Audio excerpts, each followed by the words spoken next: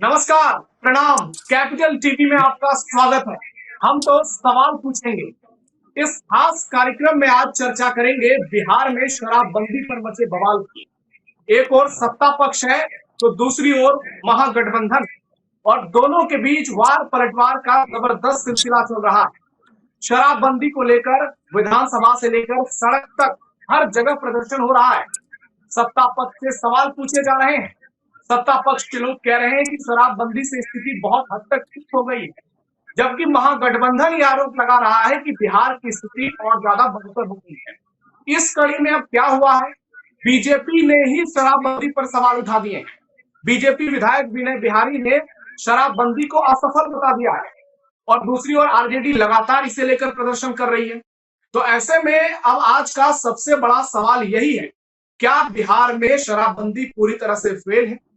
और दूसरा सवाल, क्या फिर से शराबबंदी लागू हो सकती है?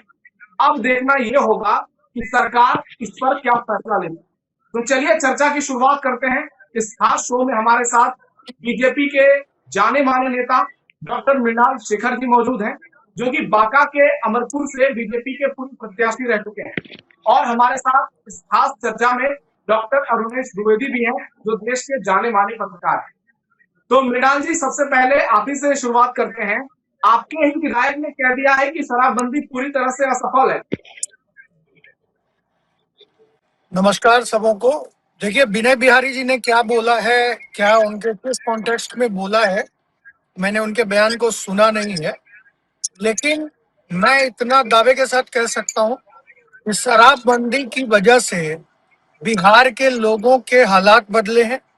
शराब जब चालू था उस समय जो क्राइम का ग्राफ था वो चरम पर था।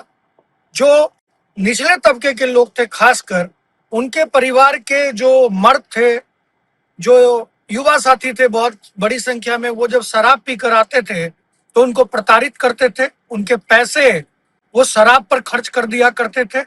आज उन सबों की आर्थिक स्थिति में बहुत सुधार हुआ है, और जो हम लोग खुद कई बार इस तरह के हालात के शिकार हो जाते थे कि कोई शराब पी लिया है, वो किसी से भी अभद्रता कर रहा है, कुछ भी मिसबिहेव कर रहा है, और आप नहीं बोल सकते थे उनको। क्यों? आज शराबबंदी से आम लोगों का, जो शराब पीने वाले लोग थे, उनके जीवन स्तर में सुधार हुआ है, लॉ एंड ऑर्डर में काफी सुधार हुआ है, और शराबबंदी वो आवश्यक है और ये जारी रहेगा। ये शराबबंदी खत्म नहीं होने वाला है। मृणाल जी, लेकिन शराबबंदी यहाँ पर बहुत सारे सवाल लोग कुछ इसको। और है। यहाँ पर जी, सवाल दूसरा है कि बिहार में अभी नया वित्त वर्ष चालू भी नहीं हुआ है, 35 दिन करीब रह गया है, और अभी बिहार सरकार का खजाना खाली हो चुका है, और सरकार ने 50 लाख से ज्यादा की निकासी पर रोक लगा दी है। तो 2016 से पहले बिहार सरकार को शराब पर टैक्स के रूप में 3,000 करोड़ रुपए से अधिक की आय होती थी, और अब हर साल 20,000 करोड़ से ज्यादा का नुकसान हो रहा है, जो सोर्स ऑफ इनकम था। और तेजस्वी यादव तो यहां तक दावे कर रहे हैं कि सरकार को 40,000 करोड़ का नुकसान हो रहा है। तो क्या अब आने वाले समय में, अभी जो करीब 1 महीने से ज्यादा का वक्त बचा हुआ है, जब बिहार में बड़े बड़े कामों पर रोक लगा दी गई है, तो सरकार को इसका कितना बड़ा नुकसान झेलना पड़ रहा है और बिहार के विकास में इसकी बाधा आ रही है? देखिए, ये विपक्ष के लोग हैं, ऐसे ही अनर्गल प्रलाप करते हैं। कोई ऐसी स्थिति नहीं है। ये जो रोक लगाया गया है वो इसलिए कि लेकिन चेक एंड बैलेंस हो, चीजें जांच कर वो पेमेंट करने की बात है। इस वजह से वो इस तरह का सरकार ने आदेश दिया है। बड़े बड़े काम हो रहे हैं, बड़ा बड़ा पेमेंट हो रहा है। 50 लाख से ऊपर के पेमेंट पर एक चेक एंड बैलेंस किया है कि पेमेंट के पहले हम चेक करें, हम उसको सही तरीके से जांच परख लें कि हम जो पेमेंट कर रहे हैं वो सही है या नहीं है। बहुत सारे ऐसे भुगतान की बातें भी सामने आ रही थी जो कि होना नहीं था, वो कई जगह के लोग कर दे रहे थे। इसको लेकर इसके तह में जाइए और जानकारी लेने के बाद आपको चीजें स्पष्ट होंगी। ऐसा नहीं है कोई भी सरकारी खजाना, सरकार ने कोई इस तरह से रिपोर्ट जारी की है क्या? सरकारी खजाने खाली हो गए? बड़े बड़े काम हो रहे लेकिन हैं, बड़ी बड़ी योजनाएं अमल में ला। लिखित रिपोर्ट जारी नहीं हुई है, लेकिन ट्रेजरी ऑफिसरों को आदेश मिला है कि आपको 50 लाख से ज्यादा की निकासी नहीं करनी है। और ये जो है बिहार में भी सबसे बड़ी खबर बनकर सामने आई है। तो ट्रेजरी ऑफिसरों को अगर आदेश जारी किए गए हैं, तो ये निश्चित सी बात है कि जो चीजें अप्रैल के शुरू होने से 3-4 दिन पहले होती थी वो इस बार पहले ही आ गई। क्या इसका एक बड़ा कारण फ्री बीज की योजनाएं हैं? मैं आपके पास लौटता हूं, लेकिन एक बार डॉक्टर अरुणेश द्विवेदी के पास चलते हैं। सर, जिस तरीके से रेवेन्यू को लेकर बिहार में बहस छिड़ी है, मृणाल जी का कहना है कि शराबबंदी के बहुत सारे फायदे हैं और वो देखने को भी मिलता है। जब हम भी गांव में जाते हैं, लोगों से बातचीत करते हैं, तो महिलाएं आज बहुत सुकून की जिंदगी जी रही है। लेकिन रेवेन्यू का जो नुकसान हो रहा है, उसके पीछे का कारण एक शराबबंदी भी है, जिसके चक्कर में सरकार को घाटा हो रहा है। और दूसरी बड़ी बात कि जो फ्री बीज की योजनाएं थी, सरकार ने इतना ज्यादा बिहार में पैसे बांट दिए कि अब वापस से कैलकुलेट नहीं हो पा रहा है और इससे दिक्कत हो रही है। जी बिल्कुल। देखिए नवेंदु, ऐसा है कि 2016 में जब ये शराबबंदी का वहाँ पे कानून लागू हुआ, उसके बाद उम्मीद की जा रही थी कि बिहार की दशा और दिशा पूरी तरह से बदल जाएगी। लेकिन ये पूरी तरह से आज तक 10 साल हो गए, लगभग 1 दशक हो गए शराबबंदी को लाए हुए। लेकिन अभी तक जो वहाँ की दशा और दिशा है, खास तौर पर शराब व्यवसाय को लेकर के, या यूँ कह लें कि सरकारी तरीके से भले ही ये कहा जाए कि वहाँ पे शराबबंदी है, लेकिन आप देखेंगे कि एक समानांतर वहाँ पे शराब व्यवस्था अभी भी चल रही है। वहाँ पर जिस तरह से दूसरी 40,000 करोड़ का भी अभी आप जो जिक्र कर रहे थे, जो तेजस्वी यादव जी का बयान था, उन्होंने साफ तौर पे कहा कि भाई सरकार तो इस समानांतर शराब की अर्थव्यवस्था जो राज्य में चल रही है, उस पर नकेल कसने में असफल साबित हुई है। इसलिए ये कहना सही होगा कि इसको पुनर्विचार, जो ये शराबबंदी का कानून है, इसके पुनर्विचार की मांग खुद नीतीश कुमार के सहयोगी ने उठाई है, बीजेपी के नेताओं ने उठाई है और सदन में उठाई है। तो यहाँ पर जो मुझे लगता है कि नीतीश कुमार की जो चुप्पी है, वो खतरनाक है। क्योंकि इससे पहले जब ये कानून 2016 में लागू हुआ था, तब नीतीश कुमार जी का एक बयान था कि जो पिएगा वो मरेगा। यानी वो पूरी तरह से बहुत ही सख्त थे कि हम इस कानून को लागू करते रहेंगे, और उन्होंने लागू किया भी। लेकिन उसमें सफलता कितनी पाई, इस पर हमें विचार विमर्श करने की जरूरत है। और मुझे लगता है कि अगर बीजेपी के नेता हैं या फिर दूसरे उनके सहयोगी दलों के नेता हैं, वो अगर इस कानून के समीक्षा की बात कह रहे हैं, तो कहीं ना कहीं सरकार को इस दिशा में, खासतौर पर नीतीश कुमार को इस दिशा में सोचना होगा कि इस कानून की समीक्षा की जाए कि इसमें इसके कितने फायदे हुए, कितने इसके नुकसान हुए। जिस तरह से कभी उड़ता पंजाब था, उसी तरह से क्या आज उड़ता बिहार हो रहा है? क्योंकि अगर शराब बंद है तो बहुत से लोग वहां पर जो नशे के आदी हैं, वो सूखे नशे की ओर जा रहे हैं। तो आप अपने राज्य को नशा मुक्त कैसे रख पाएंगे अगर वो शराब की जगह दूसरे कोकिंग या दूसरे सूखे नशे की ओर जा रहे हैं? आपका तो कहना ये क्या एक है कि गंभीर सूखा विषय है। नशा, सूखे नशे की आड़ में जा रहे हैं, उसको बंद करने की बजाय गीला भी शुरू कर दिया जाए? नहीं, यही तो आप समझ नहीं पा रहे हैं। मेरा आप लोगों कहने को का अर्थ शराबी ये है बनाना कि चाहते अगर हैं? आप जी नहीं, मैं ये बताना चाहता हूँ कि आपकी सरकार ने जो कानून लागू किया था, उस कानून में खामियां हैं। इसीलिए आपके ही सहयोगी दल, आपकी ही पार्टी के नेता कह रहे हैं कि इस कानून की समीक्षा हो। तो समीक्षा होने में आपको क्या मेरे बुराई नजर पार्टी आती के है? नेता नंबर एक। कह रहे नंबर हैं, दो कि अगर मेरे पार्टी के और नेता दूसरी यदि बात कुछ ये है गलत कि कहेंगे तो अगर उसको उसमें जाए, इसके कुछ ठहराया बलबूते, जाएगा और आप लोगों को मौका मिल जाएगा कि देखिए मेरे गलत पार्टी और के सही नेता तो ने बड़ा किस सब्जेक्टिव कॉन्टेक्स्ट मामला में होता है। कही, जो आपकी नजर उसको में गलत हो समीक्षा सकता करने है, की दूसरे बात की नजर में कह वो रहे सही हो हैं। सकता है। देखिए, मैं एक न्यूट्रल जर्नलिस्ट की तरह बात कर रहा हूँ, ना मैं इसका पक्ष ना उसका पक्ष। मैंने जो बात किया है वो एक तटस्थ पत्रकार की तरह अपनी बात रख रहा हूँ। आप सहमत या असहमत जी, हो सकते हैं, वो आपके विवेक पर निर्भर करता है। लेकिन सवाल ये है कि अगर सूखा नशा के बारे में आपकी सरकार ने कितनी जांच पड़ताल की?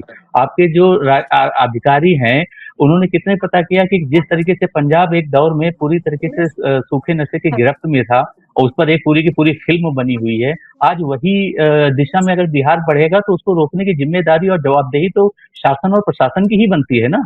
तो इस ओर ध्यान दिलाना बिल्कुल हमारे जैसे बनती है, पत्रकारों का बिल्कुल काम है। बनती है। बाकी करना न करना आपका काम है। मृणाल जी, इन ये जो जी, आरोप लगा रहे हैं अरुणेश, उसी आरोप की पुष्टि कर रहे हैं नखेंद्र पासवान जी। उनका बयान सामने आया है और वो कह रहे हैं कि किसी को लगता है कि शराबबंदी कानून लागू करने में चूक हो रही है, तो समीक्षा की मांग जो है सही है, क्योंकि राज्य में सूखा नशा बढ़ा है, जो कि प्रदेश की चिंता का एक बड़ा कारण है। यानी लखेंद्र पासवान इस बात को मान रहे हैं कि बिहार में सूखे नशे का चलन जो है वो पहले से ज्यादा हो चुका है शराबबंदी के कारण। मैं खुद मानता हूं इसको, और ये सबों के लिए चिंता की बात तो है ही। यदि कहीं भी इस तरह की बातें हो रही है तो उसके रोकथाम के लिए सरकार मजबूती से लगी है, ठोस कार्रवाई हो रही है। अभी आप देख रहे होंगे निरंतर पुलिसिंग मजबूत हुई है, इसको लेकर पुलिस मित्र लगातार हम लोगों ने देखा है कि सरकार इस पर एक्शन ले रही है।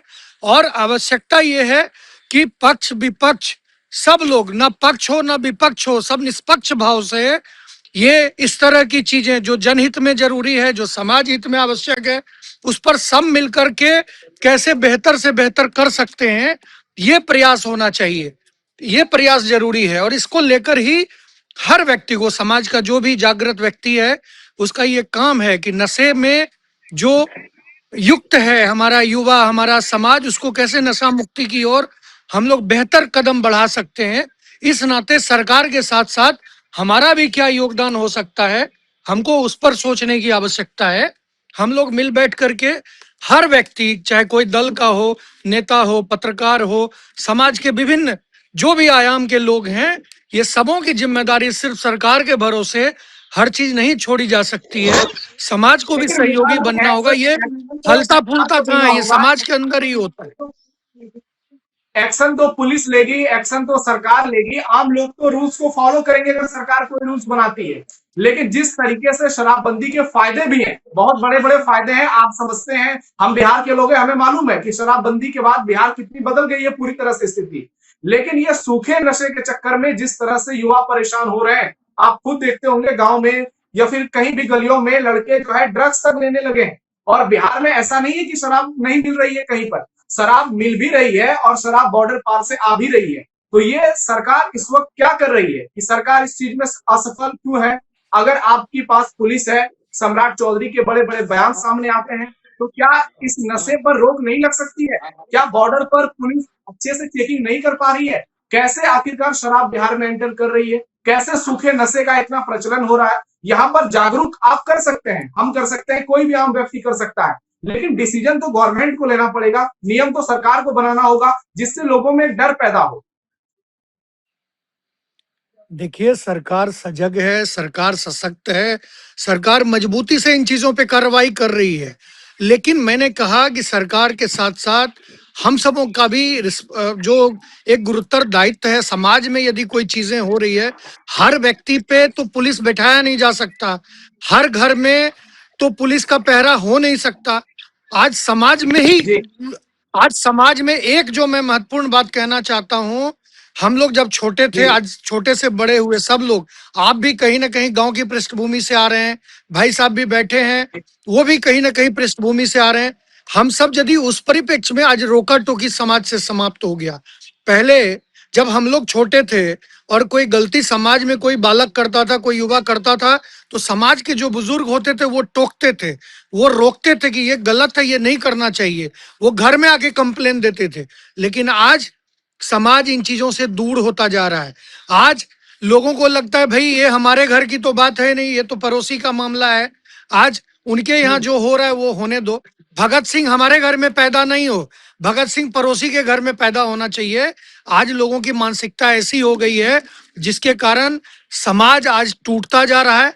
आज आवश्यकता है परिवार प्रबोधन का, आज आवश्यकता है समाज को जोड़ने वाली बातें करने की। सिर्फ राजनीति के लिए राजनीति करना ये बिल्कुल ठीक नहीं है। मेरे जैसे लोग इन चीजों में बिलीव नहीं करते। हम लोग पॉलिटिक्स से हट करके भी जो चीजें होती है, हम लोग वो आप भली भांति जानते हैं, आप मुझे बेहतर जानते हैं, तो आप समझते हैं समाज के लिए क्या बेहतर है। वो मैं पार्टी लाइन के से अलग होकर के भी मैं उस पर चलने की कोशिश करता हूँ, क्योंकि समाज रहेगा तभी पार्टियां रहेगी, देश है तभी पार्टियां हैं, और हम लोग इस मानसिकता के साथ काम करते हैं। आज समाज में यदि युवा अपने पद से अलग हो रहा है, आज समाज में यदि आप कह रहे हैं सूखे नशे का प्रचलन इतना व्यापक हो रहा है। जी मैं आपके पास आता हूं। अरुणेश जी से एक सवाल है मेरा, क्योंकि अभी बिहार में राज्यसभा चुनाव को लेकर भी सुगबुगाहट तेज हो रही है, और ऐसे में शराबबंदी को लेकर जबरदस्त वार पलटवार चल रहा है। तो ऐसे में क्या, अरुणेश जी आप बताइए कि क्या बिहार में जीतन राम मांझी का जो बयान आया है शराबबंदी को लेकर, आरएलएम की पार्टी का बयान सामने आया है। क्या ये जेडीयू पर दबाव तो नहीं बनाया जा रहा है? क्या ये बीजेपी कहीं कोई प्रेशर पॉलिटिक्स तो नहीं खेल रही है कि नीतीश कुमार के शराबबंदी पर एक सवाल उठाया जा सके और बीजेपी को एक मौका मिल सके कि सरकार को घेरा जाए पर्दे के पीछे रह के? बिल्कुल आपका आकलन सही है, क्योंकि कहीं न कहीं ये दबाव बनाने के तहत ही इस मुद्दे को उछाला गया है और इसीलिए उनके अपने उन पर सवाल उठा रहे हैं। चाहे उनकी अपनी पार्टी के नेता हों या उनके सहयोगी दलों की पार्टियों के नेता हों। आपने जीतन राम मांझी का ज़िक्र किया, वो एक बहुत महत्वपूर्ण नेता हैं और उनका सीधा गणित राज्यसभा के चुनावों से जुड़ा हुआ है। इसलिए मुझे लगता है कि कहीं न कहीं ये पर्दे के पीछे की पॉलिटिक्स है कि हम नीतीश कुमार की पार्टी को थोड़ा-सा डाउन करें और हम अपनी पार्टी को या हम अपनी सत्ता को या अपनी बातों को मनवा पाने में सफल हों और कहीं न कहीं ये खेल चल रहा है। लेकिन मैं राजनीति पे नहीं जाऊँगा, मैं सीधी बात ये कहूँगा कि इस कानून की समीक्षा में ना तो सरकार को किसी तरह की परेशानी होनी चाहिए और ना ही विपक्ष को होनी चाहिए। ये बात सच है कि शराब का जो वहाँ पे ये कानून लागू हुआ है, तो राज्य में इसके सकारात्मक परिणाम आए हैं और समीक्षा का अर्थ सिर्फ आलोचना करना नहीं होता है। समीक्षा का मतलब है समान रूप से उसकी गुण और दोषों को परखना। तो इस कानून के क्या फायदे हुए हैं वो भी आ जाएगा और मैं तो कहूँगा इसके लिए एक रिटायर्ड जज की अध्यक्षता में सरकार को कमेटी बना देनी चाहिए। जो आबकारी विभाग से जुड़े हुए रिटायर्ड अधिकारी हैं, उनको उस कमेटी में रखिए। वो इसका पूरा आकलन करें। आखिरकार 10 साल हो गए इस कानून को लागू हुए, तो फिर कहीं न कहीं तो मुझे लगता है कि समीक्षा होनी चाहिए। और बाकी जीतन राम मांझी का अपना गणित है राज्यसभा में जाने के लिए कैसा क्या है और बीजेपी चाहती है कि अब नीतीश कुमार की उम्र भी हो रही है, तो कहीं न कहीं सम्राट चौधरी या फिर उनके जो दूसरे फायर ब्रांड नेता हैं, उनको आगे बढ़ाया जाए। क्योंकि तो बीजेपी दूरदर्शी पार्टी है, वो बहुत दूर की सोचती है ना? तो और हमेशा 24/7 चुनावी मोड में रहते हैं। हालाँकि अभी उनका ज़्यादातर फ़ोकस बंगाल के चुनावों में है। वहाँ के लिए लगातार मीटिंगों का दौर जारी है। कभी आप बंगाल के चुनाव पर डिबेट रखेंगे तो उस पर हम चर्चा कर सकते हैं। लेकिन फिलहाल आज जो आपकी मैं डिबेट बंगाल है में ही वो बैठा हूँ बिहार में अरुणेश जी। शराबबंदी की जगह है। हाँ, मैं जानता हूँ, इसीलिए मैंने आपको बताया कि अभी फिलहाल बीजेपी के और जो यहाँ देखिए कार्यकर्ता हैं या नेता हैं, देखें उनका फ़ोकस बंगाल पे ही है। बंगाल में मीटिंग हाँ, भी ले रहा बिल्कुल। हूँ। हम्म। हाँ, हाँ, लेकिन ये ध्यान रखिएगा कि कांग्रेस मुक्त भारत की जो परिकल्पना है ये अधूरी है, ये गलत है क्योंकि विपक्ष लोकतंत्र में सत्ता पक्ष के साथ-साथ मजबूत विपक्ष का होना भी आवश्यक है। इसलिए इस आप बिल्कुल फिलॉसफी सही वाली कह जो रहे थॉट हैं। प्रोसेस है ये ना नारा मुझे कांग्रेस ने दिया बदलना था। चाहिए। संघ मुक्त भारत का नारा कांग्रेस ने दिया था। उसके बाद हम लोगों ने संकल्प लिया कि कांग्रेस मुक्त कर देंगे। और कांग्रेस तो खुद ही, हमको करने की जरूरत नहीं है। राहुल गांधी जैसे बंगाल में तो महान नेता हैं। बंगाल में वैसे भी कांग्रेस का राहुल कुछ भी गांधी नहीं जैसे बचा है। महान नेता कांग्रेस में है, तो कांग्रेस खुद ही कांग्रेस मुक्त भारत कर देगी।